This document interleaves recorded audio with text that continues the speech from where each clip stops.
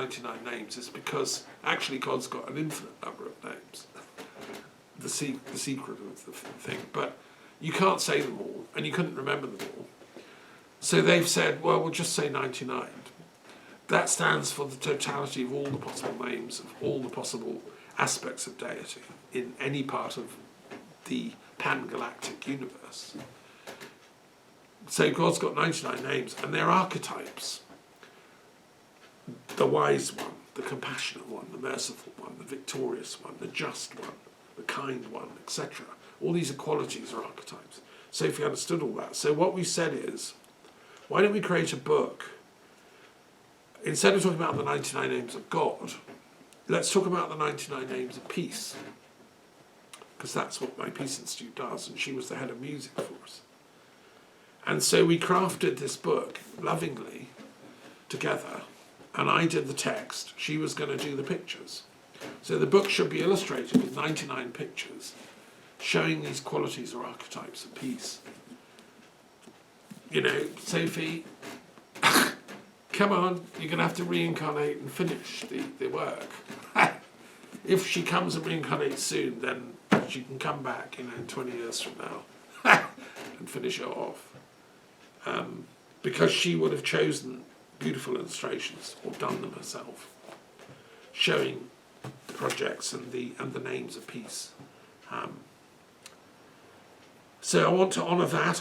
I'd like to get this thing illustrated. If anyone wants to volunteer, that would be lovely. Photographs, whatever. So, and her love of nature was intense. She was a green, ecologically speaking. She could talk to animals. She could talk to birds. And when we were just doing a memorial service just now in the local village church, a whole load of birds were there, flying around, chattering. That's typical. That's what Sophie loved, like St. Francis. She spoke the language of nature like Solomon did. And one of her big protest things was she went on a pilgrimage on foot from Brighton to London with a sort of big green march against global warming and fossil fuels and the planet going down. And she told me all about it. She walked, I think a lot of it barefoot, along little country roads with about 100 other people from Sussex, and everyone converged on London and took over the centre of London and set up, she set up a soup kitchen at Marble Arch, if you know it, near Hyde Park, giving out free food. And she just loved it, and she wanted to do what she could for the planet to stop us self-destructing. So she was a green activist and a peace activist. And she was also deeply interested in spirituality, in prayer and meditation. She loved studying philosophy. We only caught a little glimpse of her here when she was here, but she had a deep intuitive understanding of all this stuff. She hadn't read all the books like me, but that's why we got on so well. I could explain stuff to her that she had found herself intuitively, about how everything works, consciousness, the mind, the heart, And then she could explain, well, I don't, maybe that's what the books say, but what I think is, based on my experience, and she had her own experience to go from in these spheres. And so then when she came here, she was actually baptised up at the local Druid Hill here, Pierre Jean-Martre, because she'd never been baptised as a child, because it was blocked by the angry mother. And so Jaya, a lovely American who's a Catholic, and me, an Anglican, we baptised her into the Universal Church. And that means she can be buried in consecrated ground. I didn't know that at the time, but I knew instinctively I wanted to baptise her. And I'm hoping, praying that the gods can swing it, that she's buried at Avebury Church, which is inside consecrated ground, Christian burial site, in an ancient church going back to the 3rd century. That's 1700 years ago. There've been Celtic and then Anglo-Saxon early foundations, and it's inside a World Heritage Site recognised by UNESCO in the largest pagan Druid temple in the world. Avebury Ring is like huge, mega huge, and the church is actually right there. I just think Sophie's soul would be at peace buried there, and many pilgrims come to Avebury from all over the world every year, especially at special times, and I want her to be buried there in a grave with a big gravestone, and and to last for 500 years, whatever, because she deserves it. She was a very special person, and so that's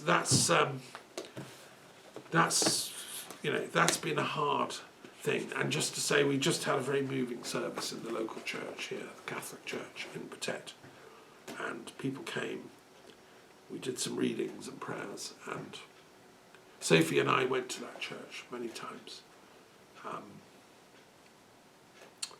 And I'm going back to Britain on Tuesday next week for 10 days to kind of help clear up all her stuff.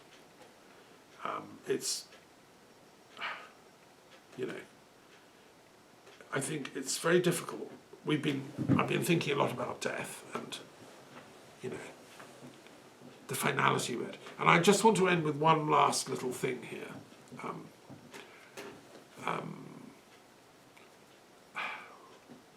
Which I share because it's of interest. Like I say, how is it possible my daughter could have done this, Maybe I'll save that for later on. There's a final thought, a twist of the knife. Maybe I'll share that at the end. But anyway, I think for now, that's all I'll say about this. We miss her a lot, and she's with us. Death is just so weird, And what I will say to finish is that I'm a philosopher. I'm supposed to know how to deal with death. I've put dead bodies in body bags. I worked as a nursing orderly. I've seen death up close. What I don't like is premature, unexpected, sudden, unexplained death. I mean, we're all going to die. I don't have a problem. When you're old, my mother got to 98 and died. It was a good death. My father, okay, he was only in his 60s, but he's still done a hell of a lot with his life. And I did some research on the statistics, and I discovered that this is shocking to me. 25,000 girls and women are dying preventable deaths every day on this planet.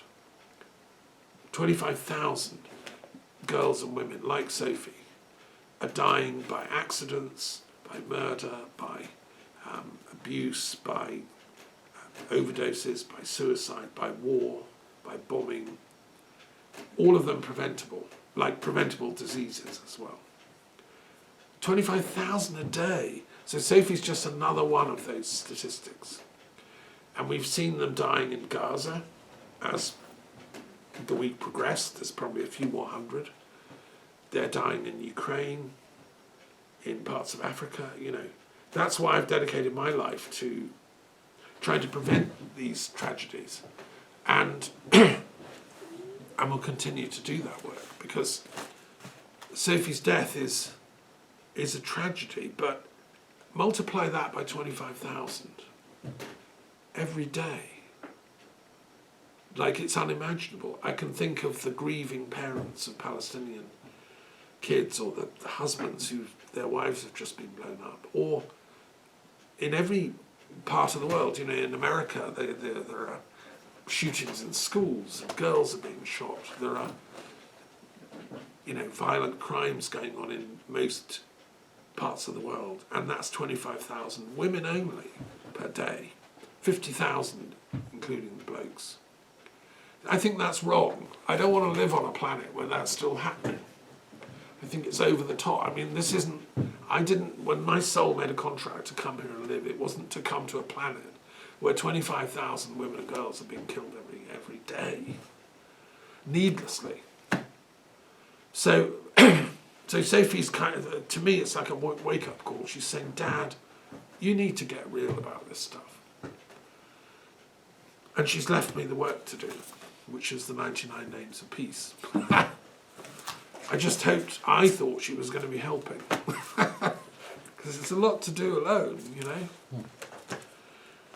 But anyway, that's my go. That's any comments, questions, or responses you'd like to make. Because you knew her quite well now, didn't you? You met Sophie. Yes. Several times, yeah. How many times, I don't know. Quite a long. And we played music together. You saw her voice in action. Hi, that was yes. That were the times where I got to know her the most. Yeah. We didn't have that much direct talks, I think, in the end. Sad. Well, no, but that would have come when she came back. You could have got to know each other more. Gone for nature walks. Yes. And you didn't meet her young, did you? You just came to the village after.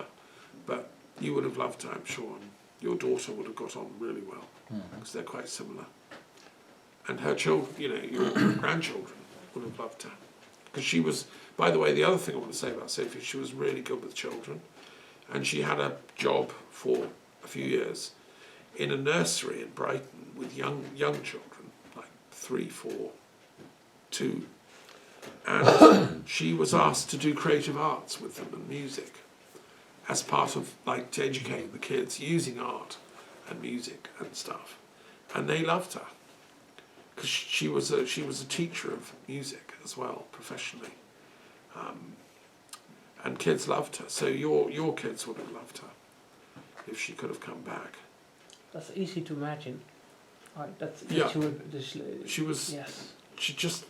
She could bring out the creativity in small children. And I was looking forward to her coming to the library. We would have got like an art class going there and stuff. And I was hoping she'd come here and live here one day, full time, and when we get Brexit stopped, and settle, because she loved France. We went, one time she was visiting, we went to swimming at Châteauneuf-Malvelix, 14 Juillet, when it's a national fete for Bastille Day, when the prisoners were let out and the French Revolution got serious. 14th of July. Yeah. And they have a big firework display down at the lake at Châteauneuf, and she was here for that. I remember going there, and she was loved the fireworks, obviously, but she understood what that was about. She loved France's commitment to liberty, equality, and fraternity, which is serious and deep. It's whereas the Brits seem to have lost the plot, and they're going for unfreedom, inequality, and unfriendliness. So Sophie, that's why she loved here. And also her grandmother, my mother, was a Francophile who spoke French and taught Sophie a bit. And when we went, the last time Sophie and I went to Paris, she bought all these mementos of Paris, like I love France, I love Paris. Aprons with, I love Paris on, and also a beret, a pink beret. Pink one. Yeah. Typically French, and a little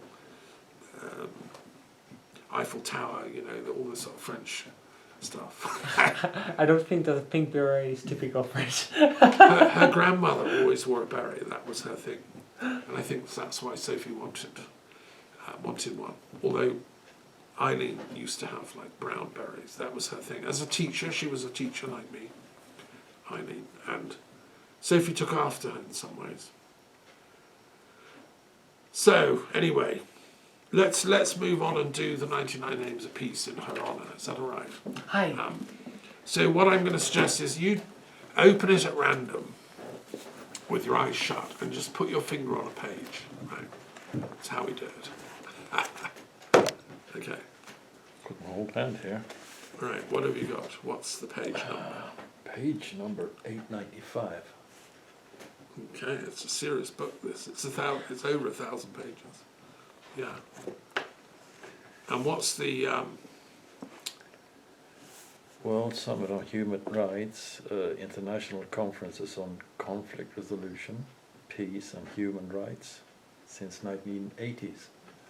Okay, let me have a look, and I'll be able to tell you which of the 99 names of peace it is, and why. Okay. Yeah, it's listing all these different peace conferences over the years.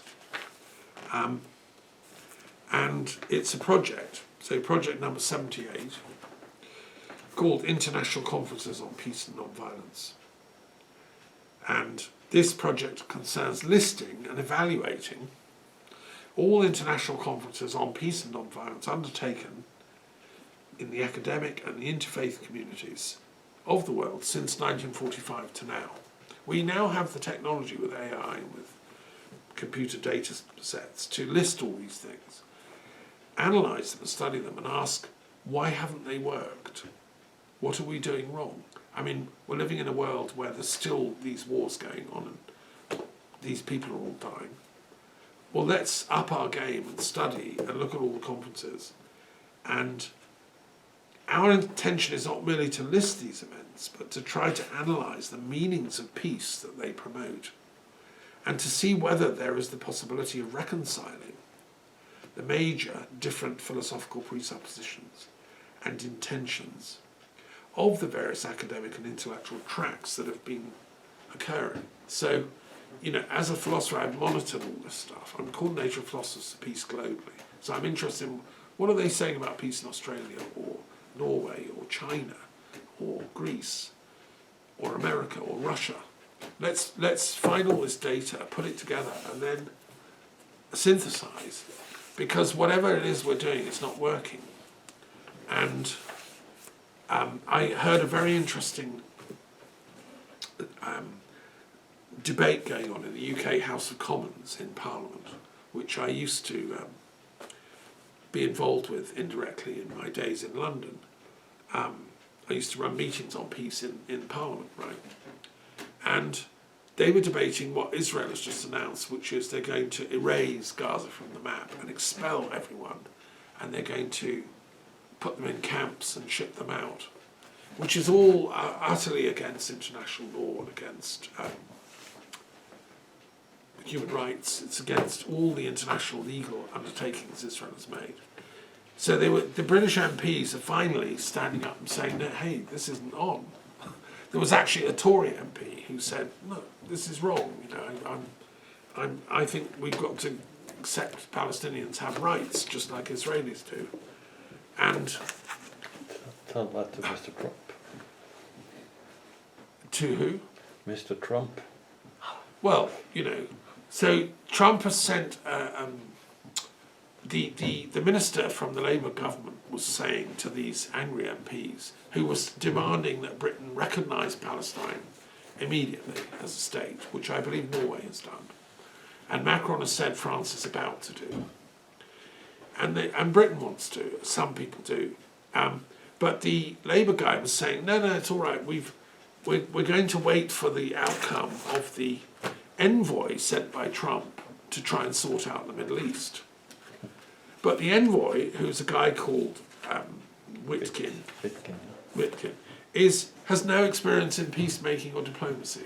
He's a real estate guy who just knows how to build hotels, which is rather ominous when they're talking about rebuilding Gaza and marketing it as a sort of Florida tourist site and kicking out the Palestinians. So what I was thinking, this relates to this project because at the moment the world's mechanism for peacemaking is up to the governments who then send envoys and try and negotiate ceasefires, none of which is working, either in Ukraine or Israel, Gaza. I'm saying there should be a standing conference for peacemaking and peace diplomacy and mediation, a standing conference all the time, run by the UN, you know, and with the best minds on the planet, neutral, proper peace scholars, people like me, you know, there are loads of us in every country, And then the talks should organise bilateral, private discussions between rival parties who are fighting and killing each other. Off, not as a media show, which is what Trump does. I believe that the UN needs a good reset. Well, this is part of what I'm saying. Yeah, It needs a better budget, but it needs a total reset. total reset. Because look, I mean, it was in Norway, in Oslo, that we got the Oslo Peace Accords, because you guys had the brains as Norwegian peace academics to actually get the two sides to debate and discuss, and you did it in the 90s. And I was in London running meetings in Parliament, and we were really happy.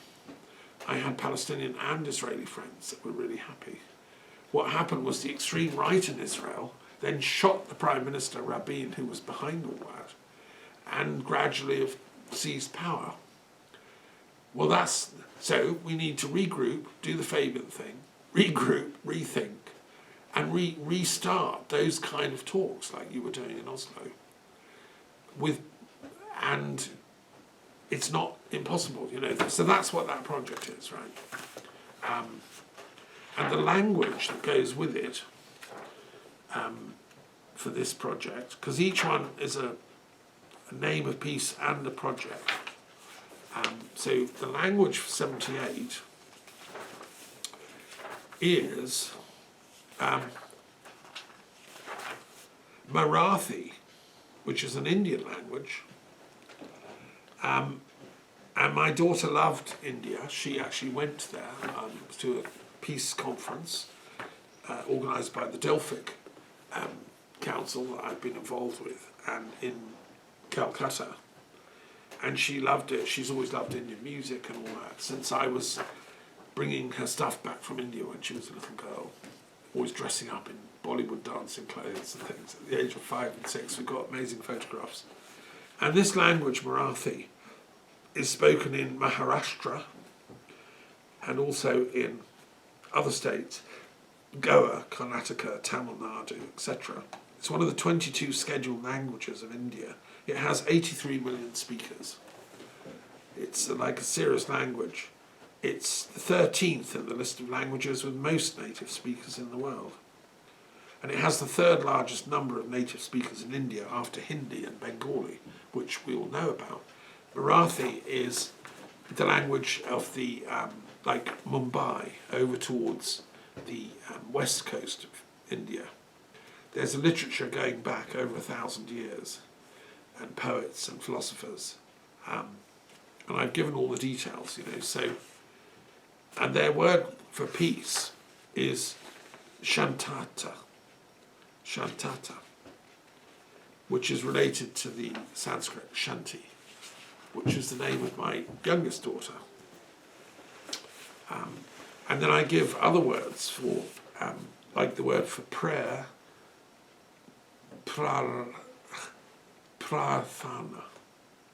It sounds like prayer, prarthana. It's from the same root as the word for prayer.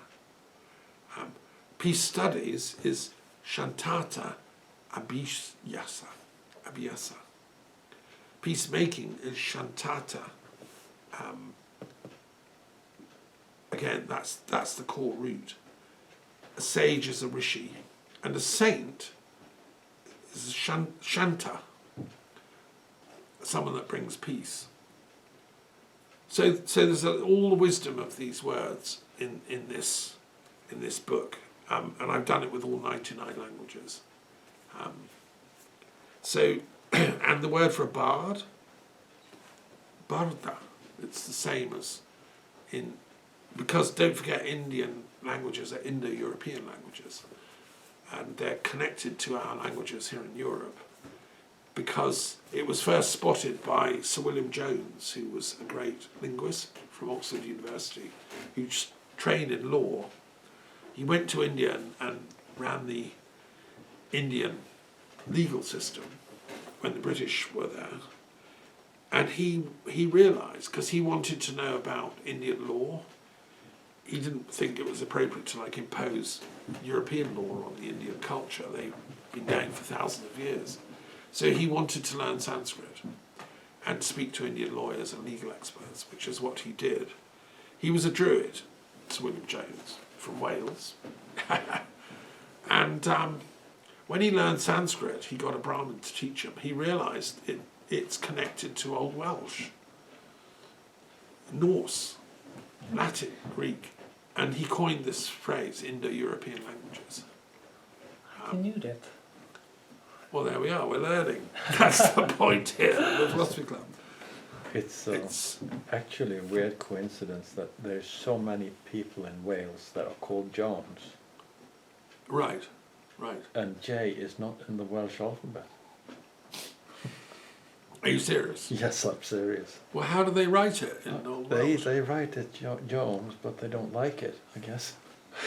Okay. Well, I'll have to confirm that because that's a bit odd. And I've got loads of Welsh language texts because I learned a bit of Welsh when I was living there for 10 years. Yeah. But I do know about the double L sound. That sort of stuff. Yeah, that one. That's the longest place name in Wales. Oh, it's a name. It's an actual name. Yeah. The clan means a church, so you, Yeah, it's a Church of Mary on a cliff edge, red background, something. yeah. Oh, it's red. Clan is a sacred enclosure, a church. And where I lived in a little village was called Llanerville, which meant the sacred church of Erfil, E-R-F-Y-L. There are you could say if there is a settlement, a village in Wales, and it doesn't start with Llan, it hasn't got a church. Simply. Right. As Probably. easy as that. Yeah. I mean, Wales is a beautiful country. You know. I know you lived on Anglesey for some time. Yeah, in a small village or outside a small village called Llangfernarfon. Okay. I did some Druid work up in Anglesey, and I launched the British-Irish Truth and Reconciliation Commission because sort of it's the route to Ireland in Holyhead. So yeah, I know Wales like the back of my hand, really, and love it. And that's why I love Sir William Jones.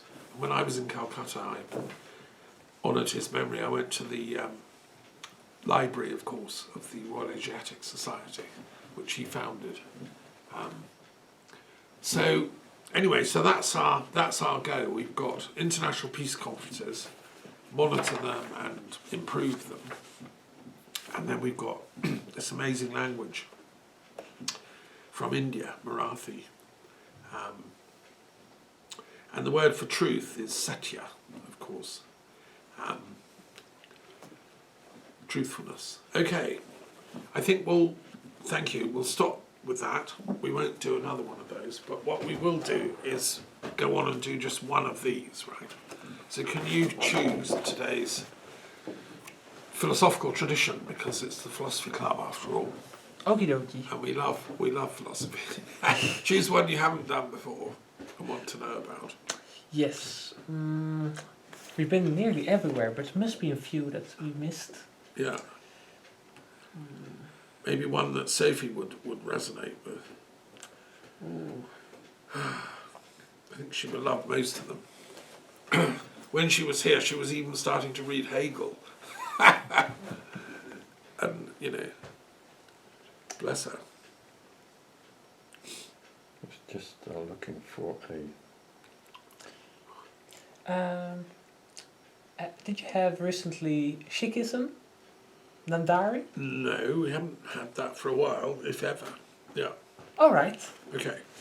So that's 115. Yes. Yeah, the Sikh religion. That's quite appropriate, and I will give a sort of the Sophie aspect on this, okay? So, when I lived in London for 10 years, and when Sophie was born there,